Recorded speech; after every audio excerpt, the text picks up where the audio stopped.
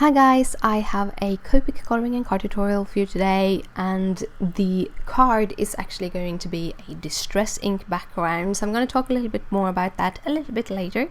But I thought I'd start talking about this cute little character, which is a new stamp from Little Blue Button Stamps. She's called Pinup and she's gorgeous. I really love her, and I love that you get half of the character, so you get her down to about her bosom, so you could really play around with her.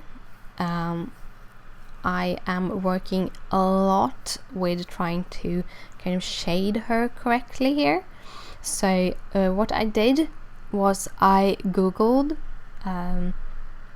naked back and side view, something like that, and I found a whole bunch of images with females looking over their shoulders. You could probably Google looking over shoulder also. And I could see how the muscle would play on these different characters. None of them looked exactly like this girl, but they all had different angles, and I could take a few of them and kind of figure out how the muscles in the back would look like. And I had a lot of fun doing that. I'm trying to make small studies and trying to learn more about both coloring but also drawing.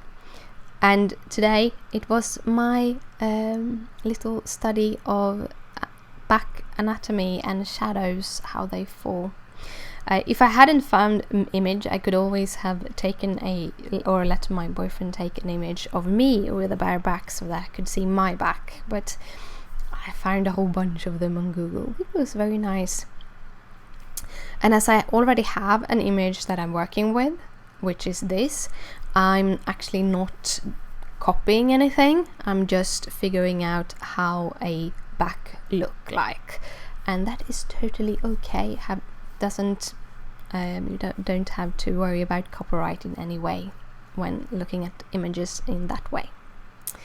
I am actually going over this back with 3 times with three layers of colors, building up those shadows more and more and more, just trying to get him to stand out, and also trying to make them look really just like a human back with these colors, which I'm not sure is totally a proper skin color, but it actually looks okay, and I like how it turned out. I'm also making her lips in the same skin color because I was going for a feeling, and hopefully I am conveying that feeling. And if a feeling are conveyed to you, I would be really happy to hear about it in the comment sections, because this is a little labor of love. I really liked how it turned out in the end, and it conveys a lot of feelings, both the image but the whole card conveys a lot of feelings, and I would, if it makes you feel anything, I would be happy to hear about it. So I'm going to talk about a little bit of hair, because I doing something that I learned through a periscope with Zoe from Make It Crafty. She has her periscope, which is at Make It Crafty, and she was showing how she colored hair. And I don't color hair the same way she does, but she did talk about one thing which I thought was really nice to hear about, and that was how you should think about trying to get more dimension in your hair. And that is trying to make some hairs darker than the hair that is going to be further back should be darker, and the hair that is closer should be lighter.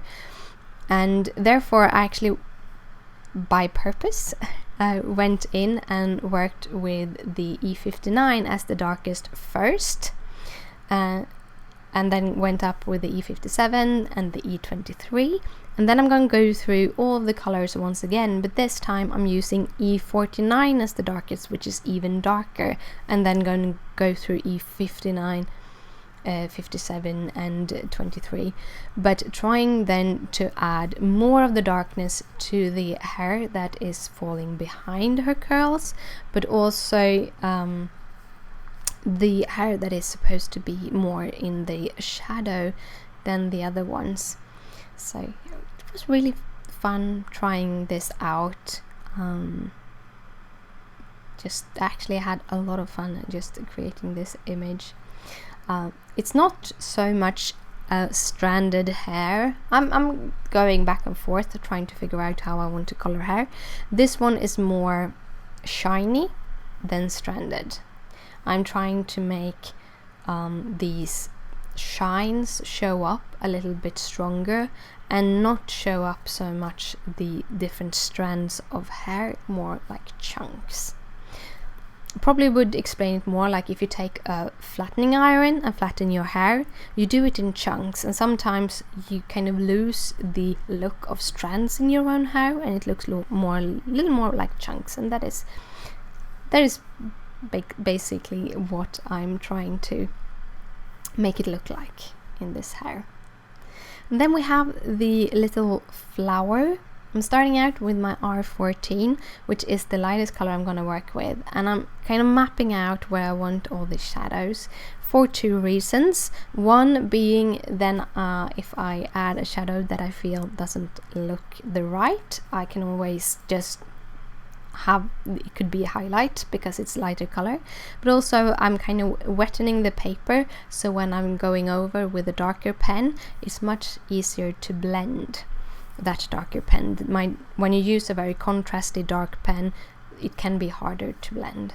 So I'm doing the same thing with her little corset that she has there, just coloring it up with all the 4 of the red pens.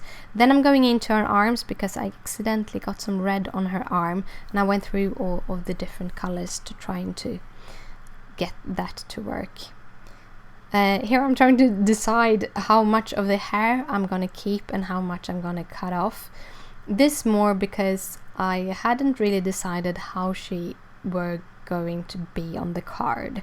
I just knew how I wanted to color her and that I had an idea, and it kind of turned out okay. So I'm working now with the background. I kind of thought about the background as doing a like mixed media journal. I didn't want to do a full journaling page because I don't have any good like letter stamps and stuff. Instead, I just wanted to do a card without text, without anything. So I'm going through a whole bunch of different distress inks. I started with Abandoned Coral, continued with Festive Berries. I think that is Barn Door Red. No, that's Barn Door. Rusty Hinges was the one before, and then I fired Brick. You don't need this many reds. I can tell you don't need this many reds. I was just playing along, trying to figure out which colors I wanted. I could have kind of not done like 3 of the reds, but I ended up using them anyway. Also using some Hickory Smoke, and at the end, towards the end, it's going to be the Black Surf to kind of bit by bit work this image together. And to finally, I'm blending with Abandoned Coral in the middle to kind of get that blended. Here I am using the doily stencil from Tim Holtz to add some extra detail with the black soot. And that was the background. I'm also going to layer that little background piece onto some black cardstock by Simon Says Stamp, because I felt it needed a little border around it, and I'm just gonna tape it onto that little layer. And then I am making a card base. This is Simon Says Stamp cream cardstock that I'm using, and I thought that would work better with this because white would be a little bit too stark.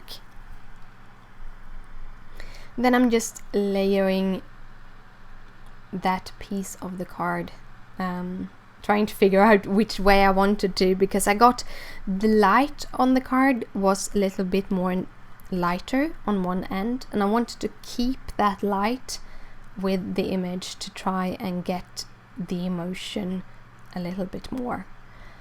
And that is how the card turned out. I hope you liked it, and if you do, please thumbs it up. If you have any questions, just comment down below. Down below you have all the details, Copics used and other materials used. And here is 2 other videos where I've used distress ink to create a background. So thank you so much for watching, and I'll see you later. Bye!